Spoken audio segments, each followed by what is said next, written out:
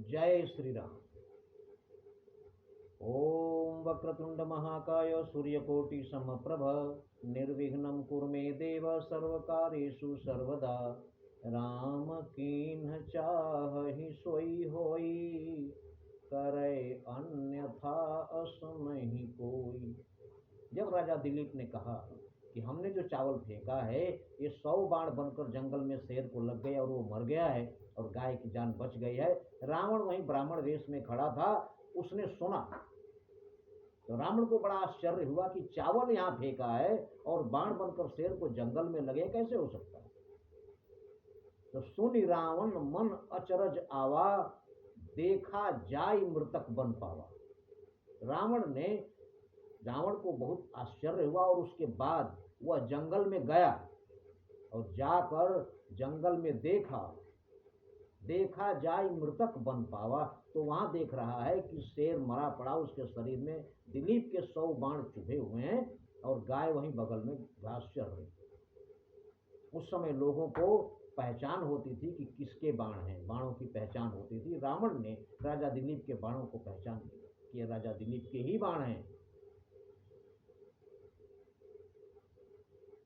अब उसकी हिम्मत नहीं पड़ी कि अयोध्या में राजा दिलीप के सामने आए। तो समुझी प्रताप गयो निज धामा, राजा दिलीप का प्रताप समझकर रावण जंगल में से ही सीधा लंका चला गया। समुझी प्रताप गयो निज धामा, अपने घर चला गया। लेकिन नृपते हाल कहा नृप मामा, लेकिन जब राजा दिलीप यज्ञ समाप्त होने पर अपने महल में आए तब रानियों ने राजा दिलीप को सारी कहानी सुनाई कि रावण यहाँ आया हुआ था, ऐसे ऐसे उसने किया।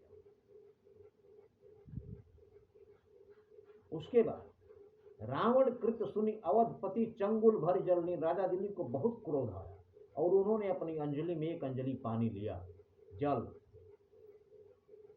जल और पानी में अंतर होता है, इसलिए जल और पानी के अंतर की व्याख्या आगे करेंगे। फिलहाल ये सुने कि चंगुल भर जल ली, राजा दिलीप ने एक अंजलि जल लिया और पवन मंत्र पढ़ी क्रोधयुत दक्षिण दिश तजली, और पवन मंत्र पढ़कर दक्षिण दिशा में वो अंजलि का पानी फेंक दिया।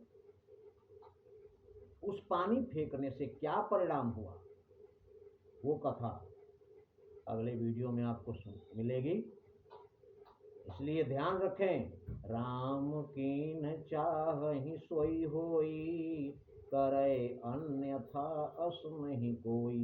इसलिए नहीं कलि कर्म न भगति विवेकु, राम नाम अवलंबन एकु। जय श्री राम।